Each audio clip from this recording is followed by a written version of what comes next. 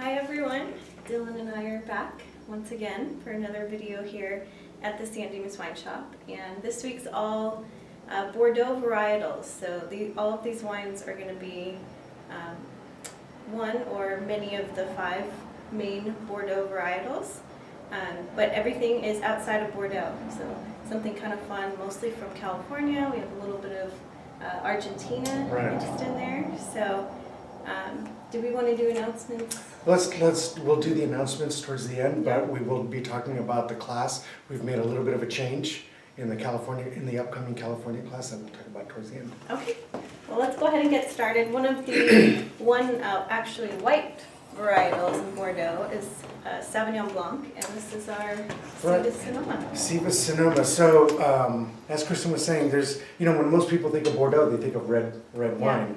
But there actually is quite a bit of white wine production in Bordeaux, and typically you see it in a Sauvignon Blanc Semillon blend is how it is most commonly, how it comes across. Graves being the most common area where it comes from.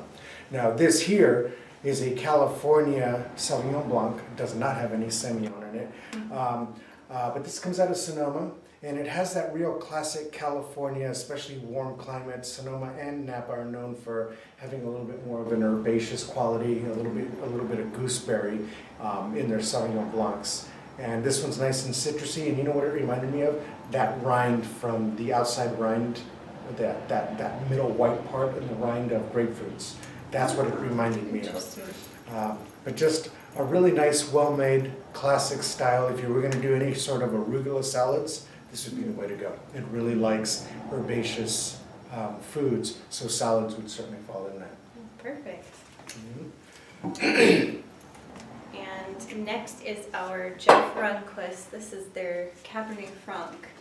So this here is the 2014 Cab Franc, and we love Jeff Runquist.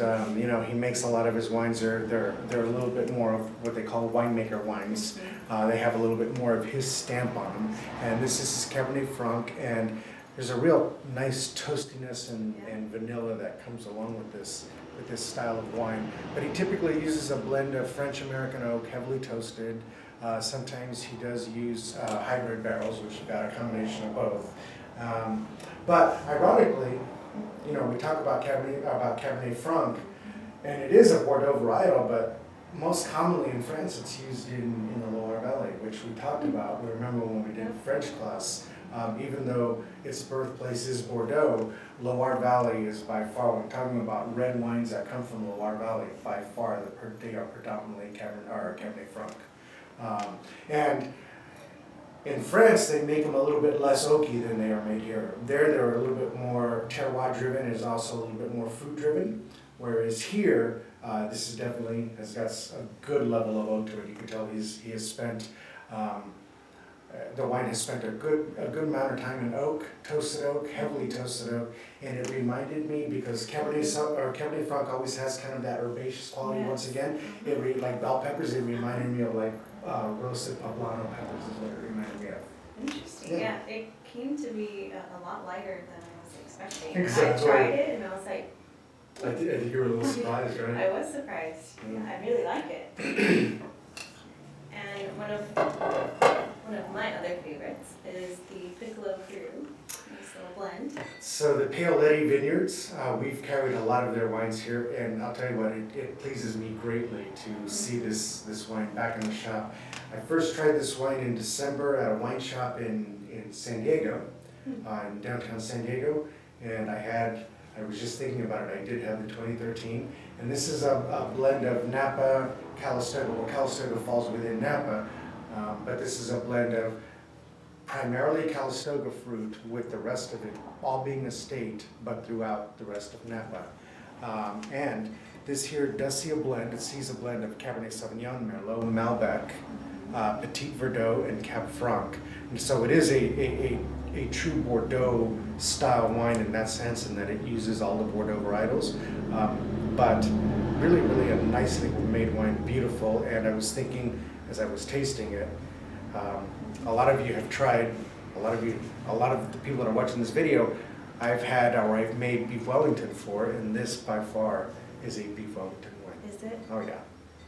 So, I'm gonna have to do that. yeah, a great, great wine to have with that. So, for those of you that are still wanting to do some winter style foods, if you want to do a beef Wellington, make sure you come in and pick this up.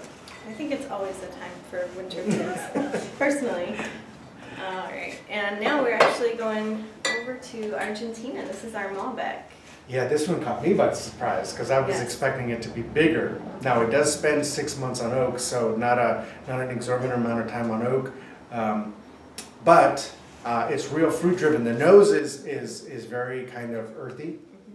It's on the palate, it is fruit, and all the way. I mean, it almost reminded me of blueberries. It was way more fruity than I thought it was going to be. Bazzolo, it's made by a vineyard called Fincas Patagonas, is the house that makes it. And it's 100% Malbec that comes from Maipú, which is in Mendoza. And like I said, 6 months on oak. You know, for those of you that are, I know a lot of people say, oh, you know, I don't like Malbecs, or I've heard a lot of people say that. Just try this wine. Yep.